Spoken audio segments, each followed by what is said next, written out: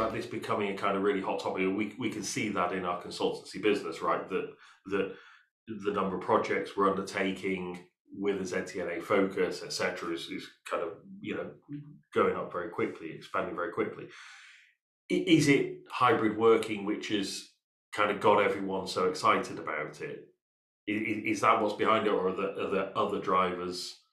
I think there's probably 3 or 4 key things. So hybrid working is definitely one of the challenges. You know, so from a basic security operations perspective, you know, hybrid working introduces lots of risk. You know, you obviously still need to be able to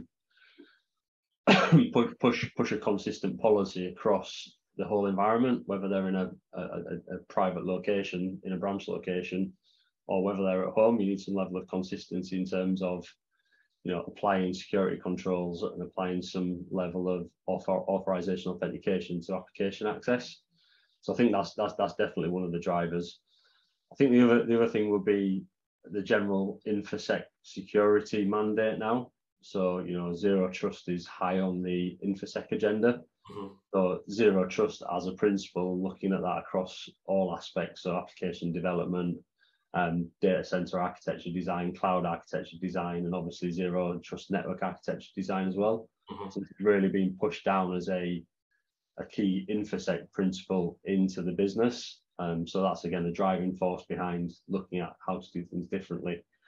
I think the sort of third thing is as well around cloud transformation. So this can be seen as potentially an enabler for cloud transformation. So if you create a policy or a principle around zero trust architecture, zero trust network architecture, and particularly zero trust network access, then moving your applications in the background, maybe from an on-prem to a cloud-based solution, the experience from an end user perspective is quite transparent.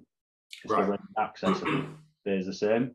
So we're starting to see people look at it as potentially as an enabler for allowing the transition of on-prem workloads to cloud workloads. Right.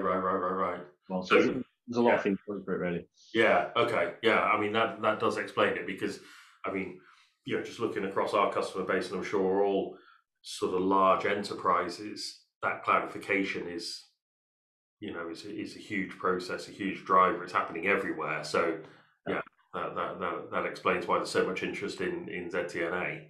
I think the fourth one is just because the threat landscape generally is just becoming far more complex these days.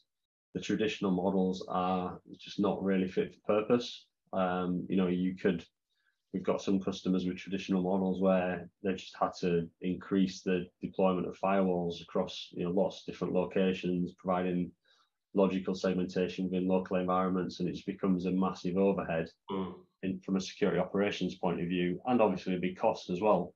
Yeah, because you have complicated license, support all of them distributed firewall capabilities, whereas moving to more of a zero trust, you know, kind of identity driven, cloud-based model, it becomes easy to administer, obviously easy to orchestrate, single policy enforcement, and allows you more flexibility in terms of moving applications and changing the privileged access on a per user basis depending on their posture. So, you know, again, a great example of how this would work in practice, if you're on your enterprise branch location, then, you know, that could be deemed as a semi-trusted network, if you like. You might be able to access more within that environment than potentially what you could do if you were in a Costa or a McDonald's, for instance, because, you know, you're not necessarily going to be wanting to give crown jewels access to somebody who's sat in an unsecure type of area. So you can really look at the posture of a device, the access, the conditional access type based models in terms of where you're coming from, what you're accessing. You know, have you got the latest antivirus signatures and things like that on your device? Is it up to date? Is the SSL certificate, you know, valid? Lots of different things that you can feed into the mix in terms of approving access to certain applications.